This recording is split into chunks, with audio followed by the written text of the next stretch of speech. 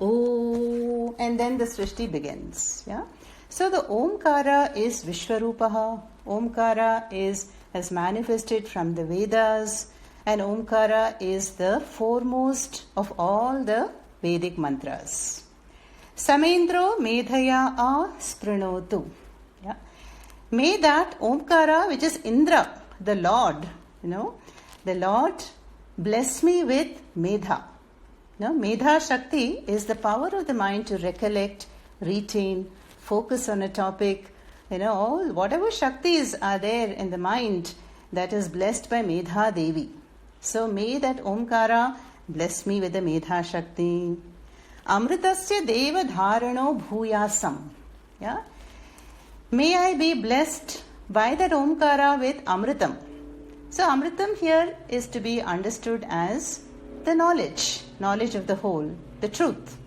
So may I be the recipient, the dharana of the Amritam. Shariram me vicharshanam. May that Omkara bless me with good health. Now Shariram is not only the gross body, more important, the subtle body, the mind. So may the bodies, the physical and the subtle body, be strong to pursue this knowledge. Jiffa me madhumattama. Jiffa is the tongue. Madhu is honey. So may there be honey on the tongue. So obviously this means may I speak sweet, pleasant words. This is all, may Omkara bless me with all this. Karna abhyam bhuri vishruvam. So may the ears always listen to bhuri, what is auspicious, the Shastra Jnanam, mantras and upadeshas. Karnabhyam bhuri vishruvam. Then Brahmanaha koshaha asi medhaya pihitaha. O Omkara, you are the koshaha. Koshaha means a cover. Yeah? And cover here stands for abode. So Omkara, you are the pratika or the home of Brahma, Nirguna Parabrahma. So please reveal that Brahma to us. Yeah? Brahmanaha koshaha asi. Shrutam me gopaya. Shrutam means heard. So whatever I have heard, may that be protected by you. Gopaya means protect. Omkara, you please protect what I have heard. May I remember it. May I pursue that knowledge. Om Shanti, Shanti, Shanti. So, we know that when we open our mouth, we start with a. And when we close, yeah. In between a and akara and makara, there are all the other sounds. Everything else will be within this range only. Yeah. So when I say Om is 3 aksharas, a, u, ma. And the a and u will combine, there will be a guna sandhi here and it will become o. So Om. And there is a whole Upanishad devoted to Omkara, Mandukya Upanishad, where it says that the a akshara covers the whole waking state as Vishwaha. And the ukara covers the whole Swapnavastha, dream state. And the makara covers the deep sleep state, Sushupti. Then who am I? None of these. I am the silence that follows Om. Om. That silence, that bindu. So this is the glory of Om. And it is said that when we repeat this mantra, which I have done today, this really develops the Medha Shakti. Yeah. And that is why in our ashrams and gurukulams, we always say Om.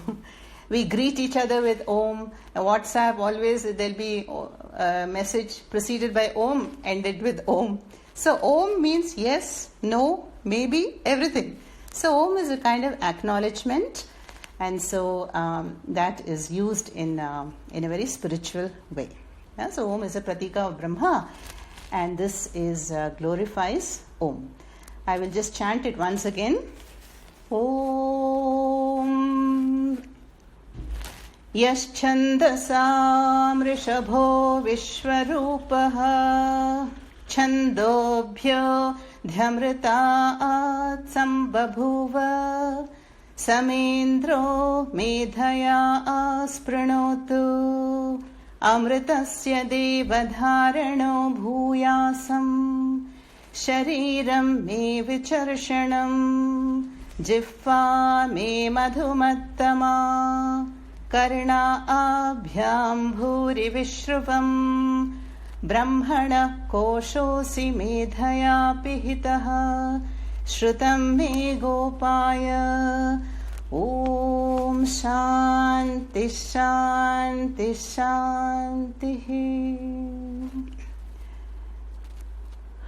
Now let us come back to our main text, Sadhana Panchakam.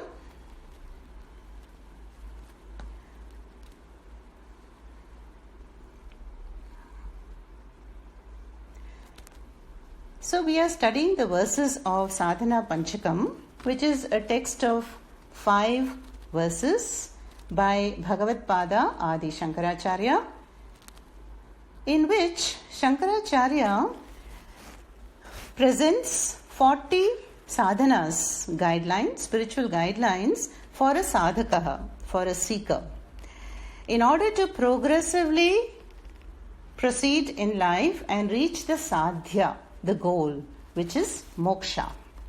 Moksha in the form of Atma Jnanam. Yeah? And these 40 guidelines are based on the Vedic way of life and the Vedic vision, and which has percolated down, in our culture in the form of all that we know today through the generations, through our ancestors, traditions, customs, festivals. So even without formally studying Vedas, we still have access to the wealth of wisdom in the Vedas. So the first 2 verses we have completed in the last 2 weeks. And in the first 2 verses, Shankaracharya has gone through the first two stages of human life, Brahmacharya and Grihastha, which means 50 years are over.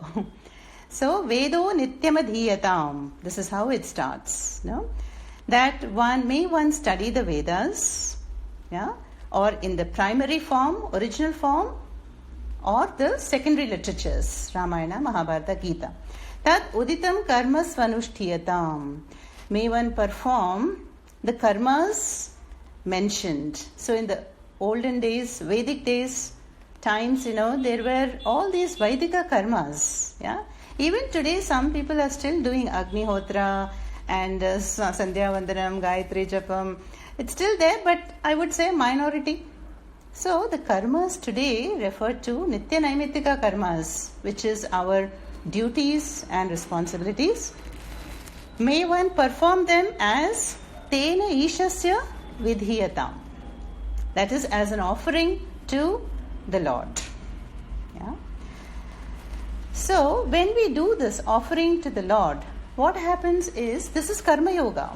Karma Yoga is just the same karma but with a different attitude. The attitude of Bhagavan, I am worshipping you as a parent, as a student, as a business person, whatever. So whatever is my profession, whether it's parenting or business or studenthood, those karmas are offered as an archana to the Lord. And what is the result? Chitta Shuddhi. So the mind is cleansed of the mental turbulence. The turbulence is, I want this. So I run after something. I chase it. And what happens? That recedes even further. So what I want, I don't get. Then the other polarity is, I hate it. So I'm running away from something. Then what happens? That will follow us. Opposite. So these raga dveshas in life are causing the mental turbulence, and Karma Yoga puts an end to it. We are seeing, some of us are seeing this in the Bhagavad Gita. Chapter 2, Chapter 3, Chapter 4. Samadukhe samekritva labha labhao jaya jayao. So whatever the circumstances, I preserve that inner composure and samatvam, and the results I receive as prasada. So this is the maturity and the chitta shuddhi that is gained by Karma Yoga. Yeah. Actually, we don't have a choice also.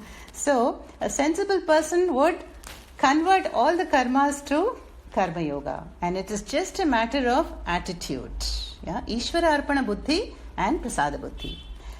Then what happens? The kamye matistyajatam. The kamya karmas, they will begin to reduce. Yeah.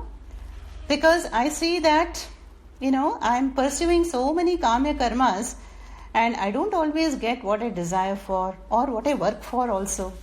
So then the karma yogi steps back and the kamya karmas begin to drop off. Then what happens? Papaga paridhuyatam. The mind is cleansed of the papa. What is the papa?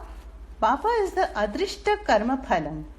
The karma phalam which comes in my life in the form of some difficulty or obstacle or intense period. So we all go through this, and an astrologer will say, oh, your Shani Dasha has started or your Rahu Kalam has started, which is true, maybe true, because the stars are just a mapping, of all the karma phalam in my life. But the Karma Yoga has this, what is this called? Has this protection, armor, the attitude. The attitude will protect one. No? Mahato bhayat trayate. We saw in the Gita. Even a little bit of Karma Yoga I do, it saves me from the great fear. Mahato bhayat trayate. Fear of samsara. Then what happens? So the mind that has gained maturity and chitta shuddhi, bhavasukhe doshonu sandhiyatam. There is viveka. There is viveka and discrimination between nityavastu and anityavastu. Yeah? I begin to see the limitations of pursuing anitya sukham, worldly happiness. Yeah? And so viveka always goes along with vairagyam. There is a distancing. Okay, now I am not going to run after, something, kamya karmas. No, I am going to stay put. So, bhavasukhe doshaha anusandhiyatam. And then the mind that enjoys viveka and vairagyam, what happens? Atma ichha vyavasiyatam. There is a desire to go for that which is the permanent end of all ends. When we fulfill a desire, and even as I am fulfilling the desire, more desires will come in. Then one end is over, second one desire is waiting, then a third and a fourth. Where is the end? So Atma Ichha. Now this Karma Yogi has got the Ichha for Atma Jnanam. And as a result of that, there is Nijagrahat Turnam Vinirgamyatam. The Shastra says, may one abandon the home, which is the point, where we have our attachments and concerns and possessions. So, of course, some people literally do that, leave, abandon home in Vedic times and even maybe modern times. But here it is a symbolic meaning of abandoning the ownership, the ego. Ahankara and mamakara. Yeah. Also, when some of us have done this long-term course in our Gurukulams, Arsha Vidya Gurukulams, there are 3 of them in Bharat. So, they offer these long-term courses in Sanskritam and Vedanta. So, where we study 10 Upanishads, Prakarana granthas, the Gita 18 chapters and all with Shankara Bhashyam, commentaries for 3 years, chanting along with pujas, it's a golden period. So in our course of 100, there were 100 students, and believe it or not, 50% were from countries outside India. Japan, Russia, Poland. So look at them. Nijagraha Turnam. They did not even leave their homes, but they left their countries and their profession. They sold their car and sold their flat and said goodbye to the parents. And then some of them are very young, in their 20s. So Pujya Swamiji had a tough time to convince their parents. And he would say, Bhayapadadango, course kapra amchidren, tirumbi amchidren, kavaliye padadango, yen porupu. So Swamiji will say, let them come and study with me in the Gurukulam because they have Atma Ichha. And after the course, I will make sure that they all return and integrate back. And Swamiji did it also. After the course, he said, everybody get out and you have to go back to your society, to your families.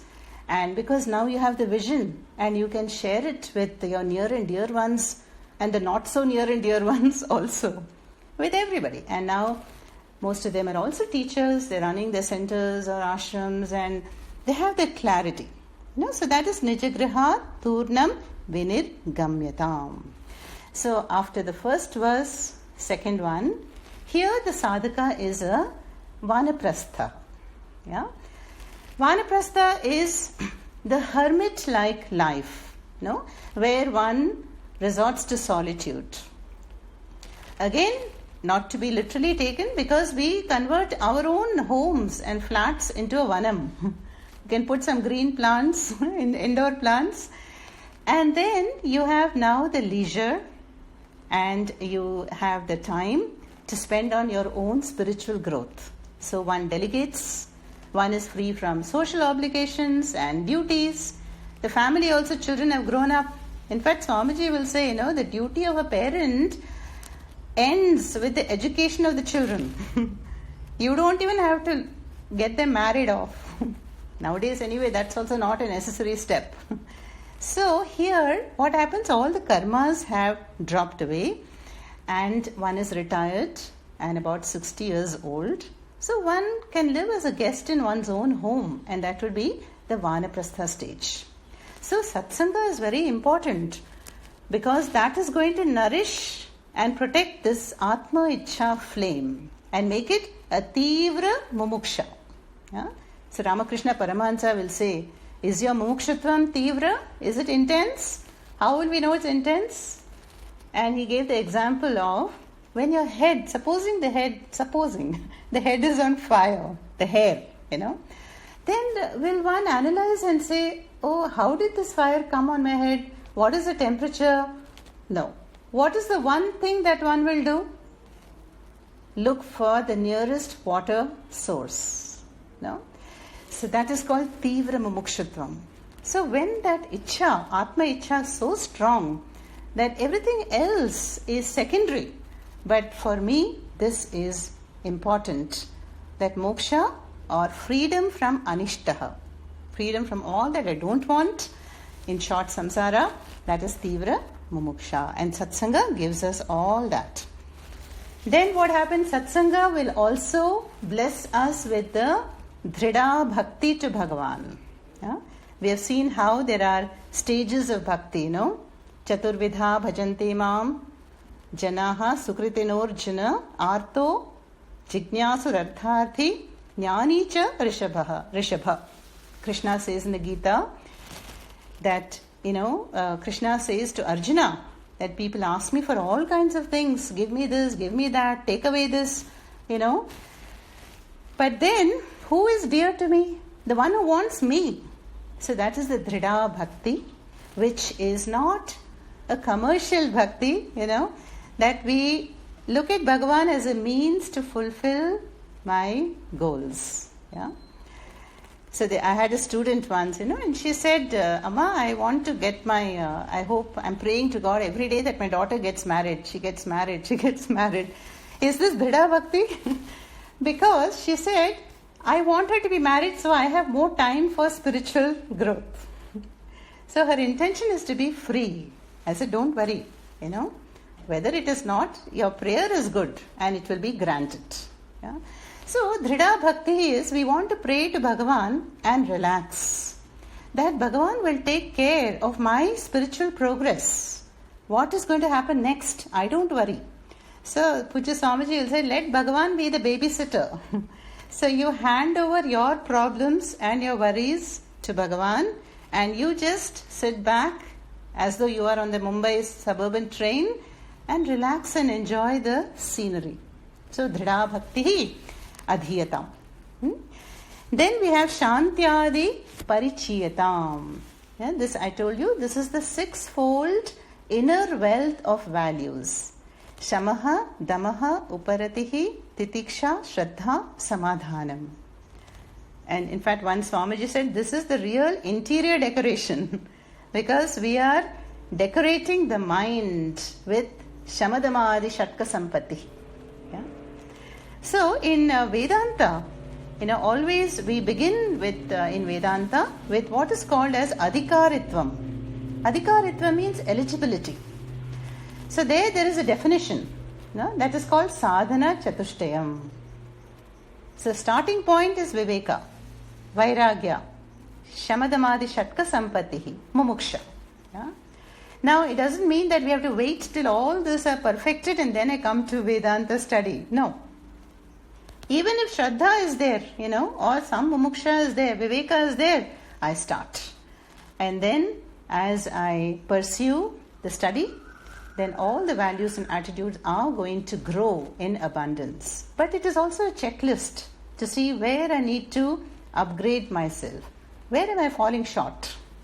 So Shamaha, we saw, is mastery of the mind. Yeah? At the thought level. Now usually what happens?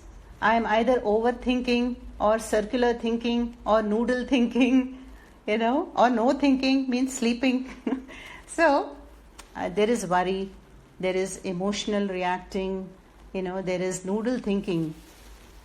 And one thing leads to another. Then it's just like, on our devices. We start off with something and then I browse to another website and Twitter and Instagram and this and that. Then when I come back, 2 hours have gone by. So this is not Shamaha. So Shamaha is mastery of the mind, and there are a lot of ways in which we can make the mind focused and channelize the thoughts. Yeah? Japa, mantra meditation, and pranayama, or just simply sit and watch the mind for 10 minutes or 20 minutes a day.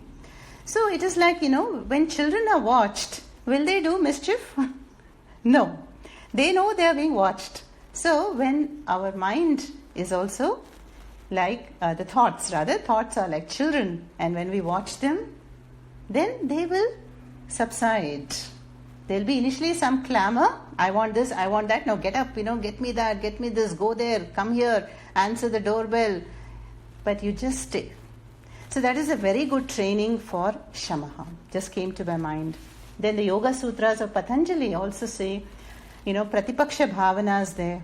When there is an undesirable thought in the mind, you just plant the opposite thought. Yeah? If we're angry with somebody, then you just think of a very calm and peaceful person. So like that, many techniques, and I'm sure you all know most of them. Yeah? So the idea here is, am I the master of the mind, or is the mind the master of me? This is like, when the owner takes a dog out for a walk.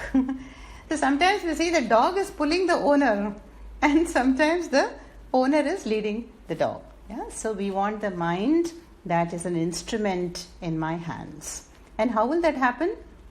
Only when the intellect will step in and say, no, not now.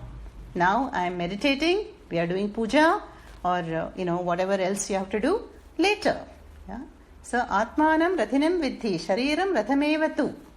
The analogy of the chariot. Remember, body is a chariot, mind are the reins, and the reins are in the hands of the buddhi. Buddhi is the Parthasarathi, Krishna. Yeah? So that is Shamaha. Then Damaha is the mastery over the sense organs and the body. By fasting, pilgrimage, maunam, so many methods are there. No? That I deny the body and sense organs so that they will be more mastered. Yeah? Then Uparatihi is withdrawal.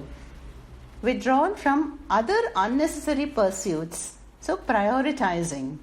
If I find something which is not connected with this pursuit of knowledge, in fact it can be totally opposite, then I just pluck it out of my life. But if one is a karma yogi, then everything will be aligned. 90% will be streamlined in our lives, as a karma yogi. Then we have Shraddha. Shraddha is the important, very important value, Shraddhavan labhate jnanam in the Gita, Krishna says. So Shraddha is an open mind and trusting mind towards this pursuit in the Guru and in the scriptures. Now, how much Shraddha should we have, if you ask? Then it is said that, supposing you're holding a baby and the mother comes, you're not the mother, okay? So the mother comes and then the baby will just tilt towards the mother, yeah? Now, does the baby ever, is the baby afraid of falling down? No. Even though it doesn't know how to walk, it's just a baby. But it knows that the mother will catch it and it will be safe in her arms again. So Shraddha is the attitude we must have like the baby towards Vedamata. That the Vedamata will protect me and will safely guide me from one stage to the next. Then Titiksha. Titiksha is forbearance or endurance. I have to train my mind to go through difficult situations, calmly, without complaint and without, chinta, worry. So cheerful acceptance of circumstances will bring in titiksha. Yeah. Then the last is samadhanam. Samadhanam is concentration of the mind. Ekagrata. Yeah, one thing. The capacity of the mind to do one thing at a time. Well done. So these are the sixfold inner wealth that, adhikari, Vedanta adhikari must possess in order to be eligible for Vedanta. Yeah? And then what happens when this Shamadamadi Shatkam is also there, Viveka, Vairagya, Mumukshutvam, then all the karmas fall out. Yeah? So remember, we already Kama karmas have gone away by Karma Yoga. And now in the Vaanaprastha stage, because of Satsanga and all these values and attitudes, even the Nitya Naimittika karmas drop off. Yeah. Now, Shastra gives an example, just like that copra, the dry coconut. When the coconut dries, it is just detached as a ball inside the shell. Yeah? So that is how the mind of a sadhaka will become now. That the karmas just drop off on their own. And then one experiences the freedom to pursue this knowledge. So you see how the Vedas encourage karmas, just like how the banana skin is needed to ripen the fruit. Yeah? But then later it is discarded and then one enjoys the fruit. Yeah? So too, the karmas in the Brahmacharya and Grihastha stage all have served their purpose in giving me Chitta Shuddhi and Vairagyam, Mokshitvam, and now I am free to pursue Atma Jnanam. So you see, the mind that was galloping and busy earlier, in the earlier stages, is now calm and steady and focused. Especially in the Vaanaprastha, there is leisure. But if we don't use the leisure in the proper way, then again we will get into some business. Somebody will start one travel agency or open a shop and do something else, and again you're back into the Grihastha like stage. So that is why the Vedas say kramena. So often these four stages, they are likened to the seasons. So we have this spring season, like Brahmacharya, full of hope and joy and everything is blooming. And then Grihastha is like summer, the heat, we are being roasted, literally roasted in the sense that it is very active stage and, requires tremendous patience, Grihastha stage. How one struggles to bring up a family and to provide for them. Swamiji would tell us that even for a child to admit in kindergarten, there's a whole waiting queue. And then people would come to Puja Swamiji for recommendation for the kindergarten. And then the amount would be 1 lakh or something, So you see, the summer of the Grihastha ashram is amazing. Yeah, but again, when we having gone through that stage, there is the maturity, there is the satisfaction that I have been a karma yogi, I have, devoted my time and love for my family. Yeah? Then we come to Vaanaprastha, that's like fall. Fall, how the leaves all are falling. Yeah? So two karmas are dropping away. And then there is a chill in the air, everything is a little calm, preparing for winter. And the winter is sannyasa. Yeah? So now we are going to see that sannyasa stage also, but before that, the karmas have dropped off, mind is calm and steady and focused, but the ignorance is still there. Do I know who I am? No. Sadvidvan upasripyatam pratidinam tatpaduka sevyatam. So may one now approach the jnani or the guru, sadguru, and serve the padukas or the feet. Yeah? Now, the serving the feet, how are we going to serve the feet? So here it is symbolic of the attitude of humility and sincerity and shraddha. Yeah? So we want this knowledge now. So definitely we don't approach the Google guru. Yeah? So what kind of guru we should approach is another question that is often asked, or where are the gurus? Where are the gurus? Now, this question is easily answered. It is a question of supply and demand. So remember when Arjuna, in the first chapter, did he find his guru in Krishna? No. Second chapter, Shishyasteham Shadimam Tvam Prapannam. The moment Arjuna became a Shishya, the guru is born. Yeah? So the guru may be next door to us, maybe in our own family, maybe somebody we have known for years. But if I am not a Shishya, then the guru will not walk into my life. Yeah? So the moment the guru appears in my life, the Shastras also walk in, of course, with the guru. That is, decided, depends on the Shishya. Yeah? So then, what kind of guru we should approach? There also there is an answer. First of all, the guru should be a live guru, not Google guru or, Ramana Maharshi. We may read for inspiration. Yeah? But for, clarification of doubts or some guidance we want, we will not be able to get it sometimes. So live guru definitely. And then sampradaya with guru. Only the guru who has been a shishya, deserves to be a guru who can guide us in this Jiva Yatra. So Puja Swamiji is the shishya of Chinmayanandaji. Chinmayanandaji is the shishya of Shivananda. And so on. There is a whole Karna Parampara. Karna Parampara means the shishya listened to the guru, became a guru. Then his or her shishyas listen to them. So the Karna Parampara continues. Now the question, why does one need a guru? Yeah, this is also easy because the guru is like the key to open the scriptures. Sometimes we will find the mantras are all very paradoxical. The Gita chapter 3 will say one thing and 7 appears contradictory. So how are we going to find samanvaya, reconciliation? So only the guru can, provide that clarity on that upadesha.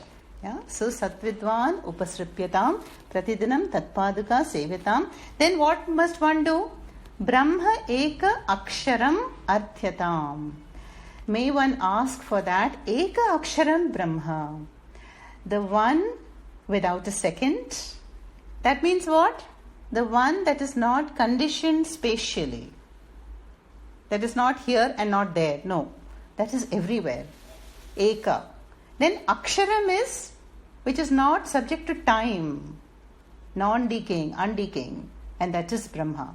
That knowledge of the timeless, limitless, formless, Ekam Brahma, I want and I seek. And the Guru, who is Gukaraha, Andakaraha, Tannivartakaha, is the Guru. The Gu stands for darkness, Ru stands for Tannivartakaha, who removes the ignorance. Yeah? So, showing me who I really am.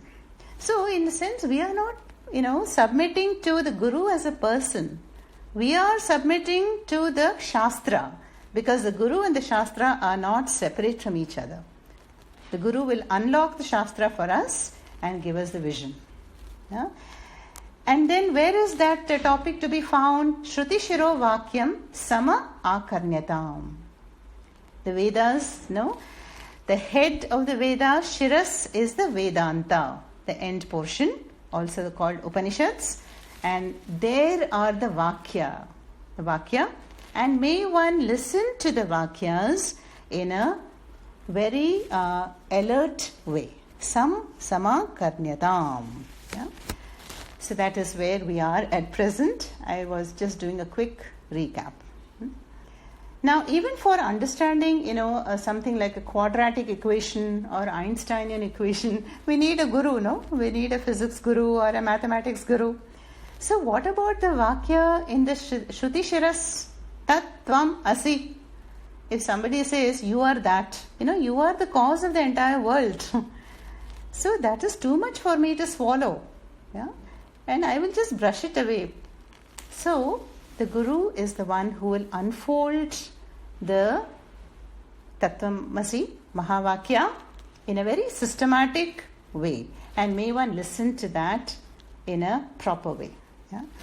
So now we are going to chant these first two shlokas briefly and then move on to the third shloka. And Shanti can repeat after me. Sama. First shloka. Vedo nityamadhiyatam taduditam karma svanushtiyatam. Vedo nityamadhiyatam taduditam karma svanushtiyatam. Teneshasya vidhiyatam apachitihi kamye matistyajyatam.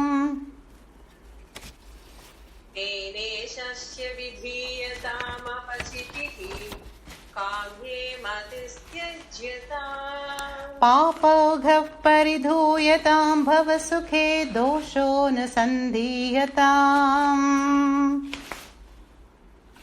Papoghav paridhuyatam bhagavate dosho nusandhiyatam. Atmecha vyavasiyatam nijagrahat turnam vinirgamyatam. Atmecha vyavasiyatam nijagruhat turnam vinirgamyatam. Good. Second. Sangasatsu vidhiyatam bhagavato bhaktir dhridadhiyatam. Sangasatsu vidhiyatam bhagavato bhakti dridadiyatam. Shantyadif parichiyatam dridataram karmashu santyajyatam. Shantyadi parichiyatam dridataram karmashu santyajyatam. Satvidvanupasripyatam pratidinam tatpaduka sevyatam. Satvidvanupasripyatam pratidinam tatpaduka sevyatam. Brahmaikaksharamardhyatam shrutishiro vakyam samakarnyatam. Brahmaikaksharamardhyatam shrutishiro vakyam samakarnyatam. Thank you. So the first two verses are over. Now the mind is ready for Jnana Yoga. So see how the Karma Yoga stage has removed the mental turbulence, the impurities of Raga Dvesha, and the Upasanas in the Vaanaprastha stage has removed the extrovertedness, the what we call Vikshepa, oh, this I don't know where to focus. So there is the focus also now. But there is ignorance. Ajnanam persists. So we have approached the Guru and asked for that Eka Aksharam Brahma, which is found in the crest jewel of the Vedas, Shruti Shiras. And listening, we are ready now to listen to the unfoldment. So verse 3 is all about the teaching. Verse 3 in the Sadhana Panchakam is about Nyana Yoga sadhana, which has the 3 stages: Shravanam, Mananam, Ndidhyaasanam. Yeah? Shravanam is the most important. Yeah? What is Shravanam? Systematic and consistent listening to a guru or a jnani, live guru or a jnani, for a length of time is Shravanam. So we want to expose the mind to the vision of Vedanta or the Shruti Vakyas from a guru. That is Shravanam. Then followed by Mananam. You all must be knowing the story of the Samudra Mathanam. How the Vasuki, the serpent, is taken, and the mountain, as the milky ocean is churned, and all kind of things come up. Yeah. So that is symbolic of Mananam. Mananam means after or even during I do Shravanam, I have to reflect upon the teachings. Is it tallying with my experience? And I churn it over and over in my mind. And that, remember how many jewels came out of the Samudra Mathanam? 14 or 15 jewels. So these jewels are also in our minds in the form of clarity, contentment, peace and joy. But also what else is there? Hala, the poison. The poison is the kashayam. Definitely both will be there. So also deep-seated stuff will also come up. But anyway, just to make it brief, that is Mananam. Then final stage is Ndidhyaasanam. Ndidhyaasanam is Vedantic contemplation. Yeah. So that we are going to see in this third verse. But before that, I want to tell you all a story which is connected to this verse. Yeah. The story is about this Grihastha called Yajnavalkya. Maybe some of you know the story. It's a very popular story which appears in the Brihadaranyaka Upanishad. So there is this Yajnavalkya sage who has 2 wives, Katyayani and Maitreyi. So one day he calls both of them and he says, "My dear, now I want to retire from the life of a householder and enter into the 4th stage, sannyasa. Yeah? So I want to divide the property and the cattle, and the buildings, whatever is here, between the 2 of you." Yeah? So then Katyayani says, "Swami, you have decided to go. And okay, you've made up your mind, what can I say?" But Maitreyi has a question. She says, "Swami, oh Lord, having divided the property, whatever you give us, with all that property and wealth, will I get that for which you are abandoning this ashrama? Grihastha ashrama?" is her question. And then Yajnavalkya says, "No." He says, with all this property and possessions and wealth, you will be very comfortable. And I want to make both of you comfortable. But like most people in the world today, they're very comfortable, but not necessarily happy. So happiness is not centered on the possessions or property or wealth. Then Maitreyi asks him again. She says, "Oh Lord, then what can I do to get that amritam? That what you are seeking and for what you are going, how will I get it?" And Yajnavalkya is so pleased with her question. And he says, "My dear Maitreyi, please take a seat." And then he starts a dialogue. And he says that, "Listen to me, Maitreyi, whatever one does in life, whatever one seeks in the world, then one is not seeking that object, but one is seeking for the sake of Atma." So then he gives a whole list. He says, when we seek wealth or property in the world, it is not that we want the wealth or property, but we are seeking it for the sake of Atma. Atma Ananda. So then he says, the wife is dear to the husband not for the sake of the wife, but for the sake of Atma. And the husband is dear to the wife not for the sake of the husband, but for the sake of Atma. So like that he goes on. He says wealth and possessions, even if you want to go to heaven, it's not that you really want to go to heaven. It is because that through the fulfillment of the desire, we will get Atma Anandam. Yeah?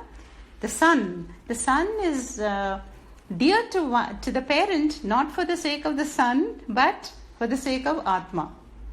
So finally he says, Atmanastu kamaya sarvam priyam bhavati. It is for the sake of Atma that anything and everything is desired in the world and pursued. Now that sounds a bit selfish, doesn't it?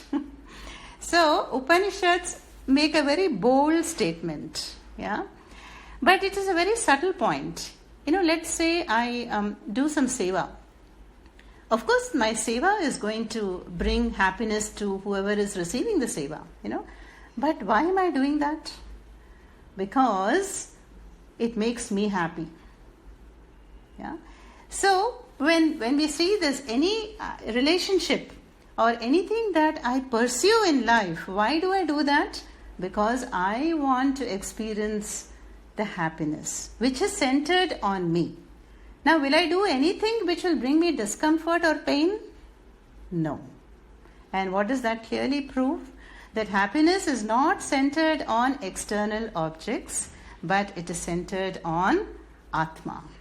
Dukkham also, So then when we understand the subtle point that everyone is seeking Atma only, then what will happen? This blame gaming will go away. And then I will not have so many expectations and demands from in the external world, and I will be more content and more peaceful and abiding in by myself. Atmani eva atmana tushtaha. Gita. Yeah. So this is then he tells Maitreya in the end, oh dear Maitreya, Atma va are drashtavyaha, Shrotavyaha, Mantavyaha, Ndidhyaasanam. Very important statement. Atma va are drashtavyaha, Shrotavyaha, Mantavyaha, Ndidhyaasanam. What this means is, Atma, that Atma Jnanam or the nature of Atma Brahma has to be drashtavyaha, understood. Shrotavyaha, listened to from the Guru. Mantavyaha, reflected upon. Ndidhyaasanam, contemplated upon. So this is why I told you the story, because at this stage we are going to see how these sadhanas are covered in verse 3. No? So Jnana Yoga, requires this eligibility, prerequisites. Viveka, Vairagya, Shatka Sampatihi, Mumukshutvam. Even if we have one, we can still study the scriptures, approach the Guru and ask for this knowledge. Why? Because as we do Shravanam, Mananam, Ndidhyaasanam, everything is going to come together. Yeah? So let us chant the verse, and Lakshmi Garu will repeat after me. Okay? Yes, sir. Verse 3.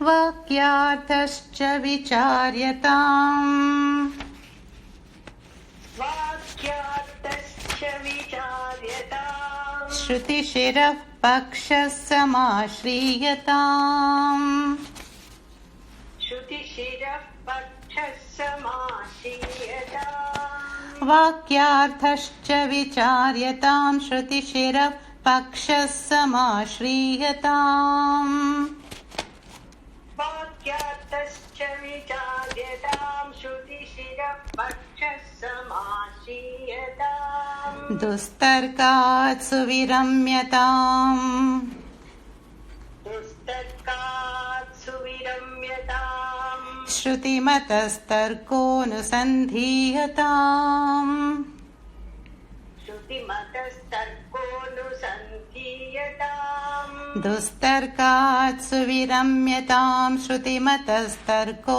nusandhiyatam Dustarkat suviramyatam Shruti-matastarko nusandhiyatam Brahmaivasmi vibhavyatam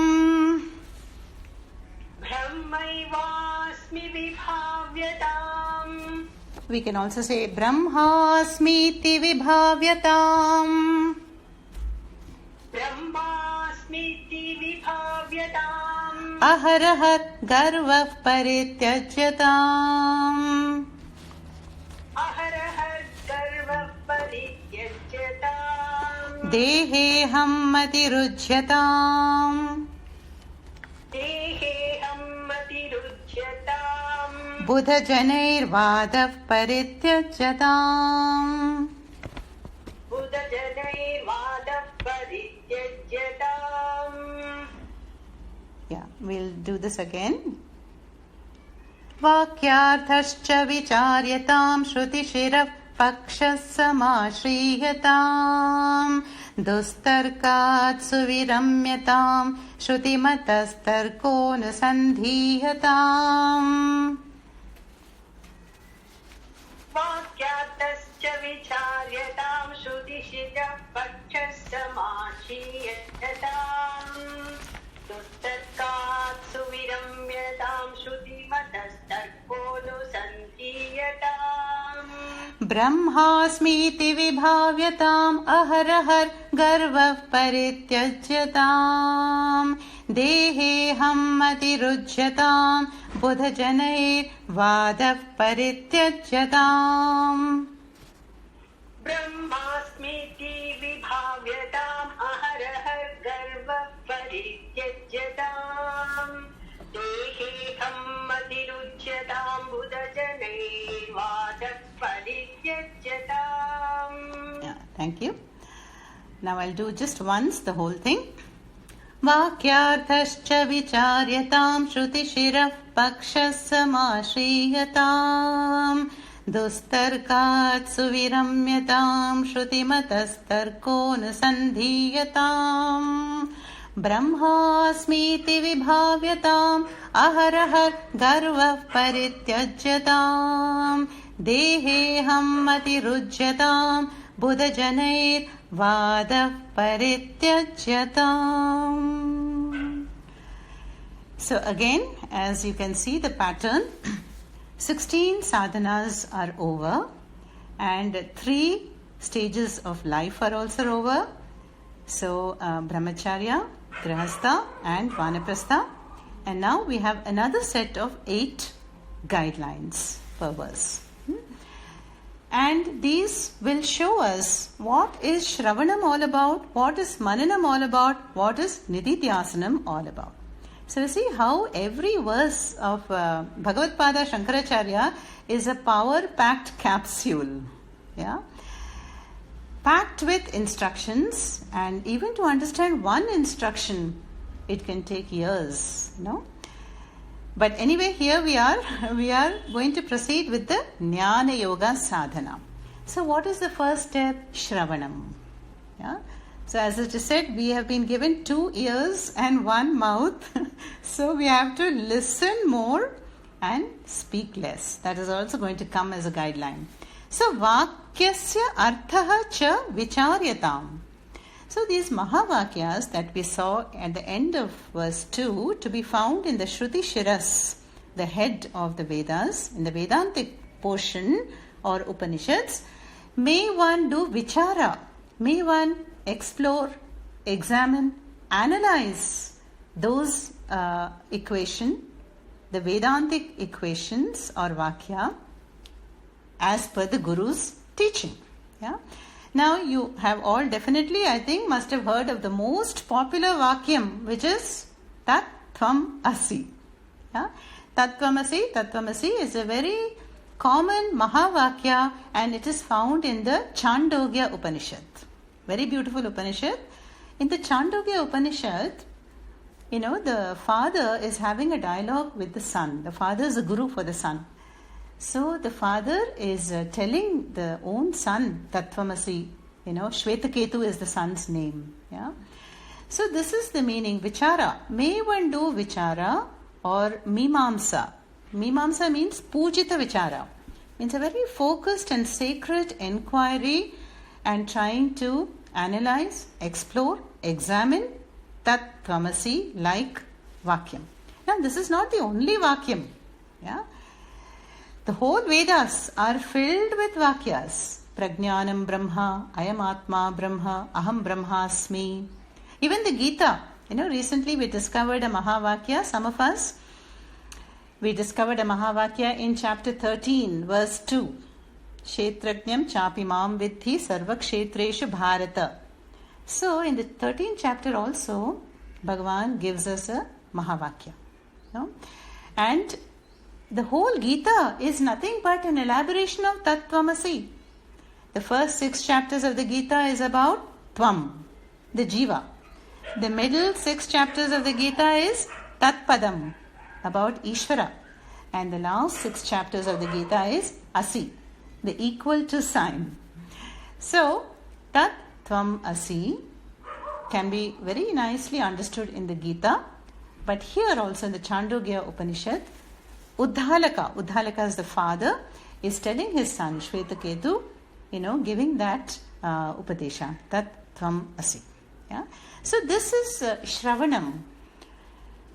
To understand what is Tvam Pada, what is the nature of the Jiva, what is Tat Padam, what is the nature of Ishvara, then how can both be equated? Yeah, so that is what is called Vichara, and we are going to see how that is to be done.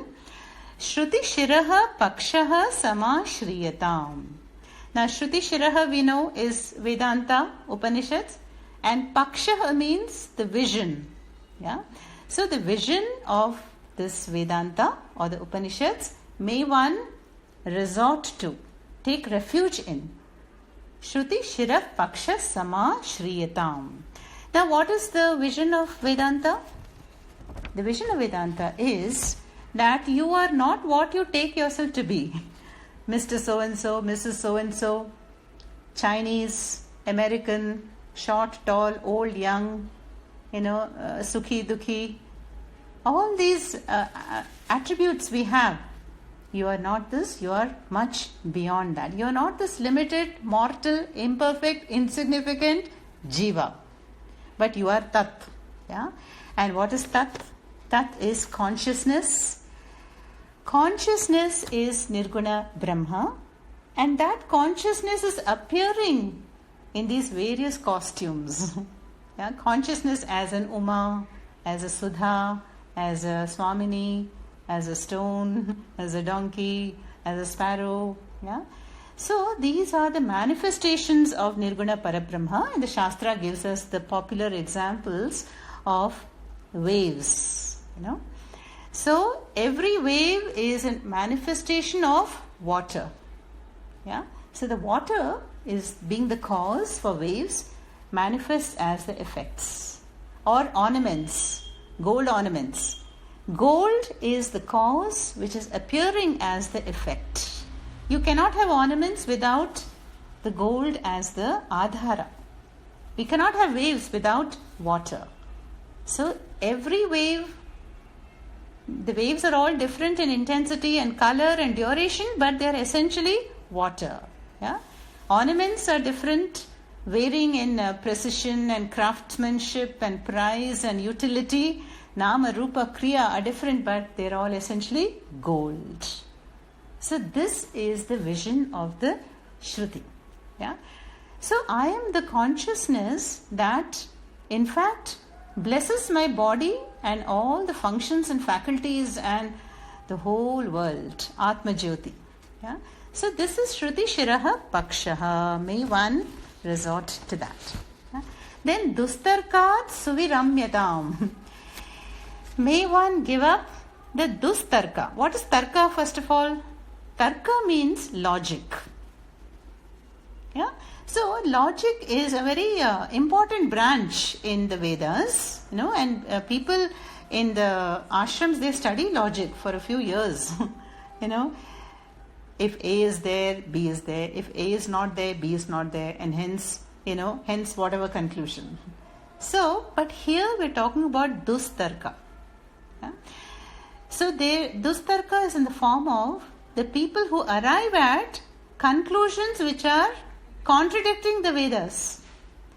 We saw this in Dakshinamurti Stotram.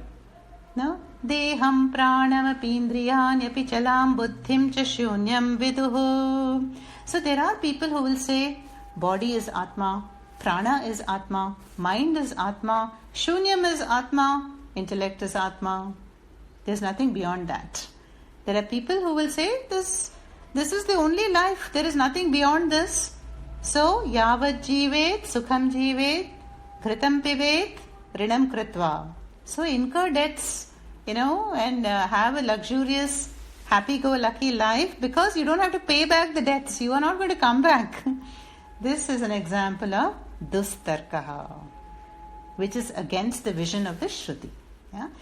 And so, like that, in the Brahma Sutra, Shankaracharya will describe the 5 schools of thought: Sankhya, Yoga, Charvaka, Vaisheshika, like that. But Vedanta is the 6th, which means, and Shankaracharya will refute all of them. He will show the fallacy. He will say, how can you say body is Atma, prana is Atma? No, because what is animating the body? Prana. And so like that, he will show the fallacy. So here in the Jnana Yoga, first we have to get the vision of the Shruti, and then we have to see the fallacy in the non-Shruti arguments. So these are the opponents that we will face in life, the Dvaita Drishti. Yeah? So Dvaita Drishti is, there is a school of Jainism, they say that Atma is atomic. And there is a school of Buddhism, they say that Atma is Shunyam, is a void. Yeah? And then again, Shankaracharya will refute and negate all these arguments. How? Shruti matas tarkonu sandhiyatam, by following the tarka which is conducive and based on the Shruti. Yeah? So that is the refuting the dustarkaha. Yeah? So may one accept the logic that is based on the Vedas and that is not against the Vedas. And what is that logic? So the Vedas say, Dvau padarthau. There are only 2 things in life. Drik versus drishya. Knower, known. Experiencer, experienced. So how to apply that logic? Simple. Whatever I witness, whatever I experience, I cannot be that. Do I experience my body? Yes. So how can I be the body? Do I experience the mind? Yes. I am hungry, thirsty, sad, frustrated, happy, contented, lost, confused. So I cannot be that. So the mind is an instrument. So like that, I'm not the table, I'm not my earrings, I'm not my clothes, I'm not my umbrella, I'm not my body, mind, senses. Dvau padarthau. Yeah? So this is the Shruti-based logic. Yeah? In fact, I am that Chetana Tattvam, the Atma, by which I can function through these instruments. How does the mind think, recollect, project? And how do the sense organs bring in data from the world? All this due to the blessing of that Atma Jyoti, and that is who I really am. Shruti mataha tarkaha anusandhiyatam. Yeah? So these are the 4 guidelines. Then what? So in these 4 guidelines, what has happened? Shravanam and Mananam is over. So Shravanam is the first 2 guidelines, and then when we are removing this fallacious reasoning, that is Mananam. Samudra Mathanam. Remember that story from Bhagavatam. The more I reflect upon the teachings, I'm churning my mind, churning, and then that clarity will come out. So now we come to, of course, the 3rd stage, which is Ndidhyaasanam. Brahma asmi iti vibhavyatam. So may we contemplate on Brahma eva asmi. So I am indeed that Chetana Tattvam, Nirguna Parabrahma. Yeah? So that aham. Yeah? When the Shruti says you are not this limited body, mind, sense complex that has a birth and death, that is subject to arrival and departure. So with Shraddha, I follow the teachings, and after Shravanam and Mananam, then I come to this stage, Ndidhyaasanam. So Ndidhyaasanam is when I am sitting in meditation and I am seeing, okay, how can I be ajaha, birthless, amritihu, deathless? So this is the final stage where the clarity will come. But this can only come after we have done Shravanam and Mananam for years. Yeah. So this is the Vedantic contemplation that I am indeed the true self. Brahma asmi iti vibhavyatam. Then what? Ahar garva parityajyatam. This ahar means day by day. Ahaha. Ahan is day. So every day or every moment, parityajyatam, give up the garva. Now this garva is not arrogance or pride here, but it is the ahankaraha, the I notion. So where is my I notion now? The I notion is in the body. I am as good as this body. I am 5 foot 6 inches. I am a female. I am dark. I am fat. So all this is garva or ahankara with respect to the body. Yeah? Then if I say I am sad, I am lost and confused and anxious, I am identified with the mind. So may one give up this ahankara based thinking and living. But of course, if somebody calls me, oh Swamini, Sumatmananda, obviously I will turn and look around. Yeah, because this body, mind, sense complex has a name, yeah, given by Puja Swamiji. So that ahankara will respond to that call. Yeah. So what this means is that there will be minimum transaction. So the ahankara is diluted, it's a shadow. Yeah? But Atma Jyoti is the sun, the real I, if you want to call it, or aham, as Ramana Maharishi puts it, aham. And the ego or the garva or the ahankara is just the shadow. Yeah? So like a shadow, let us keep it as the shadow. That is aharahar garva parityajyatam. Then dehe aham matihi ujyatam. So may one abandon the notion that I am this body. Yeah? So again, this is just an elaboration of this. Ajo nitya shashvatoyam puranaha nahanyate hanyamane sharire. Gita, chapter 2. Yeah? So consciousness is not a part of the body. Consciousness is not a product of the body, neither a property. And when the body goes, consciousness, nothing happens to it. It simply continues. Yeah? Avyaktadini bhutani vyaktamadhyani bharata avyakta nidhananyeva tatra ka paridevana. So the body was at one time unmanifest, then after birth became vyaktam, manifest, and again it will go back to avyaktam. But what about me? Oh, who am I? I am the ever-present consciousness. So dehe. So may I give up the I notion in the body. Yeah. So of course we take care of the body. When it's cold, I cover the body. I put on a sweater, keep it clean, and so the body has to function, right? But I don't go into great extent to preserve and pamper the body. You know, one Acharya said that we are all born with the prarabdha karma. Okay, so then the body will go through the prarabdha karma till it finishes. There's no doubt about it. Yeah.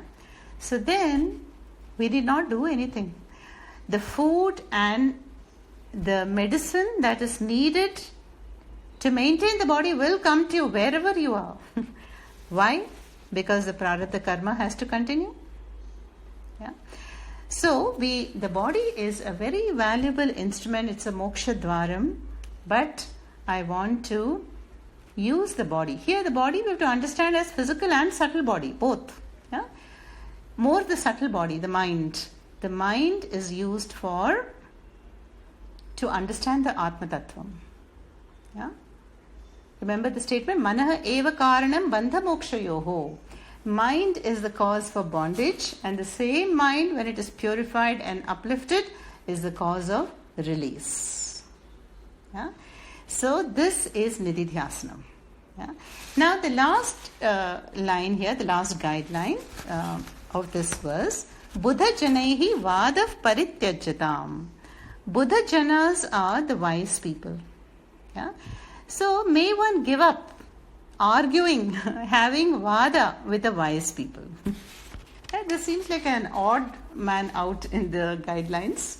Yeah. So what this simply means is that may one seek satsanga with the wise people, but not, try to test their wisdom. So may one give up discussion and argument with the wise people, rather just listen to them. Yeah. Remember in the Gita chapter 1, Arjuna, how he argues with Krishna? Krishna, this is wrong, this is right, I think we should do this, we should do that. And Krishna is the wise Buddhajana. He remains quiet. He lets him ventilate. And then chapter 2, Arjuna quietened down and Krishna begins to speak. Then only it is called a samvada. So, samvada means there is some person who knows more than us, and then we can ask questions and receive the answers. But if somebody knows more than us, Buddhajanas, we don't want to enter into vada, into a discussion or a argument. Yeah?